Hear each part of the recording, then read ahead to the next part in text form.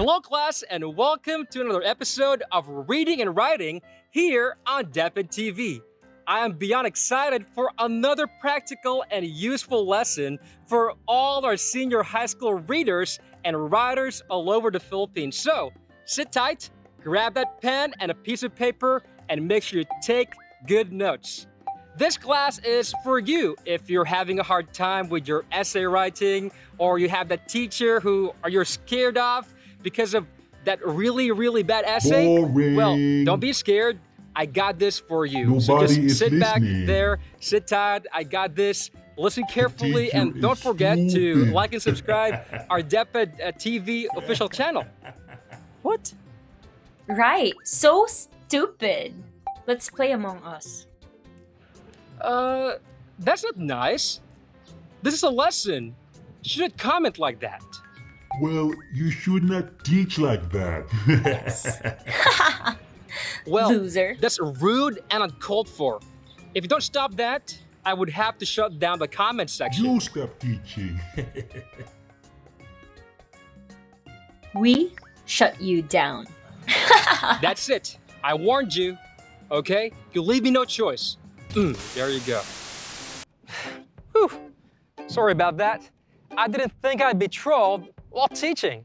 By the way, have you ever been trolled before? Trolled, you know, when people tease, bully, or call you names in social media for no good reason. Not a good habit, by the way. Internet trolls usually spam the comment section and steal attention from the video, usually to distract, tease, or provoke a reaction from the viewers. Some trolls even go as far as to insult and defame other people. Now listen, this is an example of the misuse of language. Language is a powerful means for self-expression, encouragement, communication, and other purposes that are positive and empowering. However, some people use language to shame, bully, defame, and even destroy others. Did you know that the use of language has rules and standards a speaker or writer has to follow? Today's lesson is all about language use and the rules and standards on how to properly use them in writing. This may seem directed to essays. Trust me though, the principles you will learn today may also be applied to your daily conversations, whether it be face-to-face or online.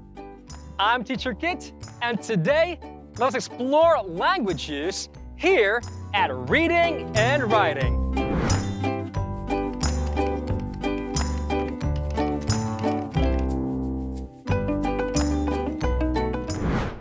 Remember when you were in elementary, writing your very first love letter to that girl with the long hair and sparkling eyes? You may have even written "smile before you open" on the envelope. For this letter, you use sappy and romantic language to make your crush blush. In other forms of everyday writing, you may have used varying language for a Facebook post maybe, or an excuse letter, or a long rant to your best friend. We use different language and writing styles depending on our purpose. We adjust and adapt the way we speak or write based on the people we are writing for, as well as the context or situation. In essays, we use specialized language devised for academic writing. We call this academic language. Academic language is language that is formal and objective.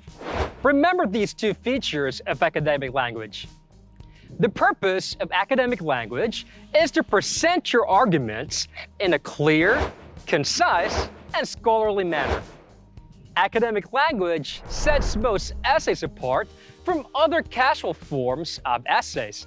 It is the language of research, textbooks, classroom lessons, tests, and of course, argumentative essays. It is expected of you as a student to be fluent in using academic language in preparation for higher forms of writing in college. To give you a better understanding of the nature of academic language, let us examine its two features. Academic language is formal and objective. First feature, academic language is formal. Imagine this. Your municipal or city mayor donated 12 computer units to your school.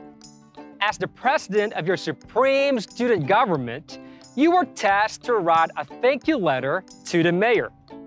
What if you wrote something like this? What's up, Mayor? Thanks a lot for the computers. Can you add internet and Wi-Fi next time? P.S. Jokes. Love, Brenda. What do you think the mayor would say? Do you think this letter is appropriate for someone in his position? Of course not. This letter would sound too casual and even a tad disrespectful. Academic language does not use any of this conversational and casual language you would normally use in your everyday interactions. Academic language is formal.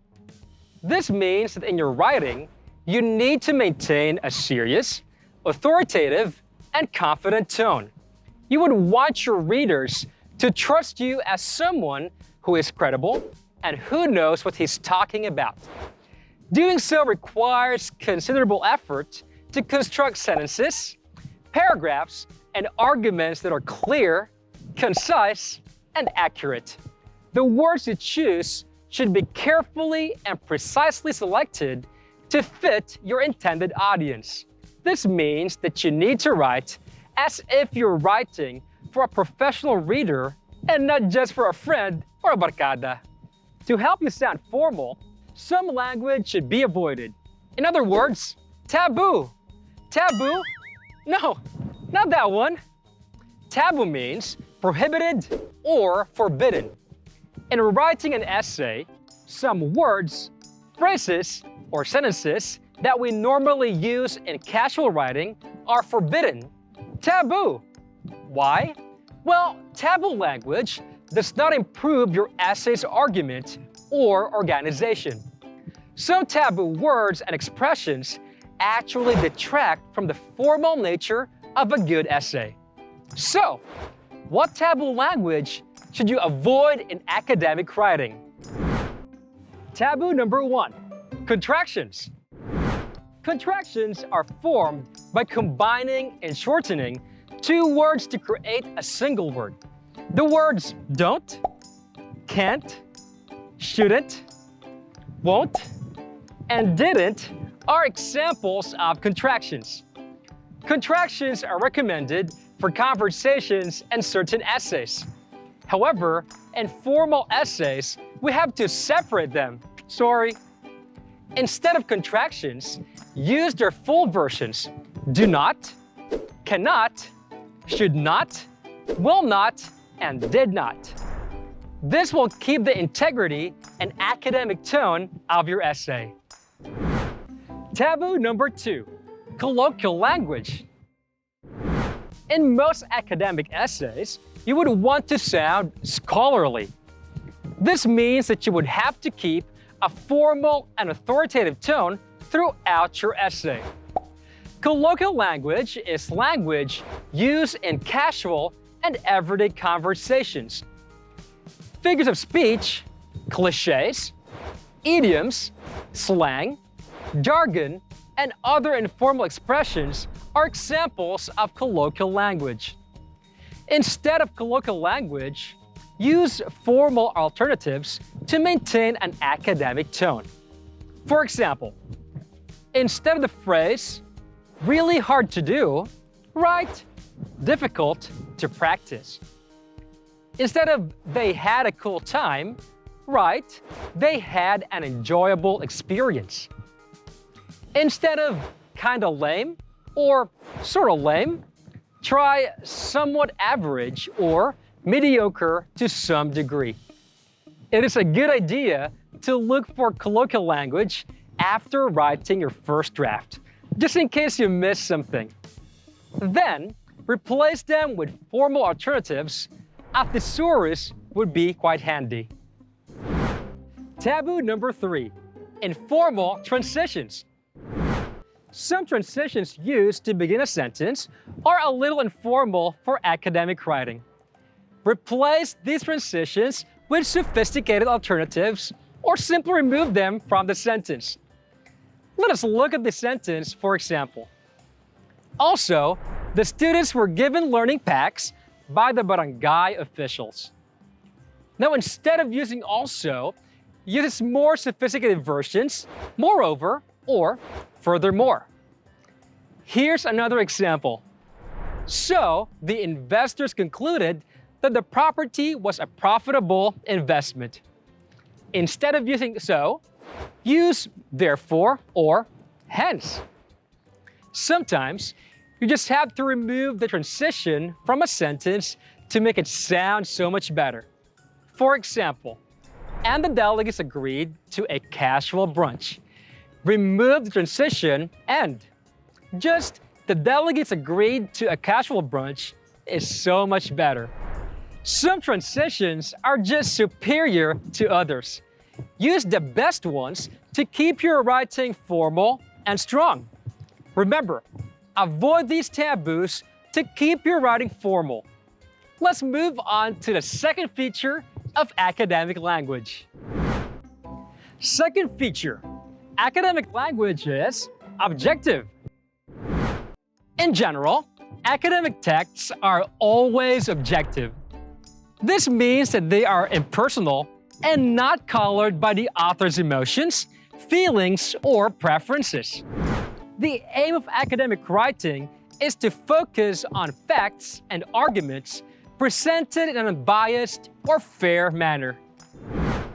Doing so will make your work more professional and credible to your readers. Now, how do we make our writing more objective? Here are a few suggestions. Suggestion number 1, be specific. Sometimes when we don't exactly know what to say or how to say it, we use vague or unclear words to fill this gap. We usually say, you know, something, stuff, or whatever. In writing, we also tend to make the same mistakes. Just take a look at these sentences. Students are concerned about their stuff. This research presents a lot of things. The findings are good. Pollution is bad. Notice that the words I highlighted do not offer an exact description of what the author is trying to explain. So, instead of using these vague words, use specific details. For example, students are concerned about their academic performance. This research presents a number of solutions. The findings are beneficial to the subjects. Pollution is harmful to respiratory health. See? So much better, right? Suggestion number 2, avoid unnecessary intensifiers. Sometimes we as humans tend to exaggerate our language when we are excited about something. When we see an unusually cute puppy, we say, That's a really super duper cute dog. or, I really, really super like you. As in, as awesome as that may sound in conversation, never use these intensifiers in academic writing.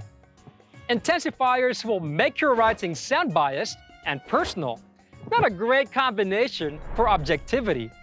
Words like very, really, so, awfully, extremely, rather, and super are examples of intensifiers to avoid. Suggestion number 3, avoid value judgments. As humans, it is quite natural for us to like or dislike something. In many forms of writing, we inject what we call value judgments to our opinions and arguments. We tend to value or devalue, agree or disagree on opinions and arguments based on our preferences. In academic writing, it is highly discouraged to express these value judgments in writing because, well, they make your argument sound personal. Avoid adjectives that signal positive value or agreement like amazing, awesome, great, beautiful, marvelous, inspiring, and superb. Also, avoid adjectives that signal negative value or disagreement. Examples of these adjectives include awful, dreadful, bad, horrible, disgusting, and many, many more. Suggestion number 4. Write in the third person. In most forms of academic writing, the third person is used to keep the tone factual and without bias. Using first-person pronouns such as I, we, me, us, and my indicates that the author is speaking from his own point of view or opinion. The first person is appropriate for reflective essays, narrative essays, cover letters, or personal statements where the author's perspective is necessary. However, for most argumentative essay, the third person is used. This means that we need to avoid using I, we, me, us, and other first-person pronouns in our writing. For the third person, we may restate the name or the term, or we may use third-person pronouns such as he, she, it, they, him, her, and them. Why? Well, the third person sounds more objective and detached from the author's personal bias. This is why it is used in most argumentative essay, even research. So, instead of writing, I don't care, write, this essay does not value that opinion. Rather than saying, though try this at home, say, this research discourages the practice of this method at home. And those are the 4 suggestions to make your essay sound more objective and without bias. Make sure to try these suggestions on your next essay and see the difference. We have discussed the 2 features of academic language, formal and objective. We also made you aware of some taboo language and suggested academic language options to replace them with, as well as the do's and don'ts of academic language and how to apply them in your writing. These standards and rules will improve your tone and overall quality of your writing significantly. You will sound more credible, authoritative, and confident in your essays. You'll also be able to address specific audience properly and appropriately. This lesson tells us that there are rules about language that we should follow in order to be effective and appropriate. These rules must be applied, especially in public platforms such as social media. Oh, look at that! It's Teacher Mark from Personal Development. Let's approve his request. Hey, Teacher Mark, how's it going? Hi, Teacher Kit. I'm doing great. I heard you talking about language use in social media. As a personal development teacher, I would like to offer some insights for our students who are watching right now. Sure, sir, Mark. Take it away. Social media is a wonderful and a powerful platform to express yourself and connect with friends and family online. We have to remember, though, that social media is a community. Much like your barangay or your village, you are not alone in this community. With that knowledge, it is best to follow these few rules on proper social media language. Rule number 1. Exercise the golden rule. Confucius' timeless golden rule. Do unto others as you would have them do to you should be applied in social media. If you would not speak that way to a person face to face, then you should not do it online. Rule number 2. Speak kindly. Although you may be typing away on a screen, there is a real person on the receiving end reading your comments. They could get hurt or be offended with what you say or post on social media. So, Be kind. Be nice. Do not spread hate. The world has enough of that. Instead, spread positivity and love. Rule number 3. Comment responsibly. Make sure that your comments are appropriate to the context of the post or the video you're watching. Avoid spamming the comment section with rude, sarcastic, or unrelated language. Respect both the creators and viewers of this content. Take the words of Jean B. Bingham. Words have surprising power, both to build up and to tear down. Choose to build up. Don't be a troll. That is amazing advice, Sir Mark. Thank you for joining us. You should come visit us again sometime. It is a pleasure to be able to share some useful rules with your class. By the way, I have to go, but I'm looking forward to another opportunity to visit you again. See you soon! Teacher Mark sure is awesome. And that concludes today's lesson. I hope you learned something new and worthwhile that would help you in your future essays. We are dedicated in helping you become better readers and better writers. I am Teacher Kit, reminding you to keep reading, because a reader is a leader. Keep writing, and you can change the world. Keep being awesome, and tune in next time to Reading and Writing.